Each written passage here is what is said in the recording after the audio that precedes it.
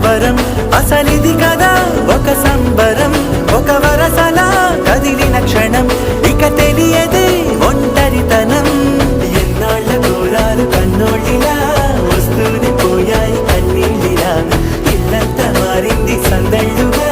మీరంతా ఉండాలి వందేళ్ళిలా మనవారే వెనకుంటే మరణాన్నే మరిచేలి మనసంతా వెలుగేన ఇక చీకటెళ్ళింది తెల్లారి నవ్వుతోనే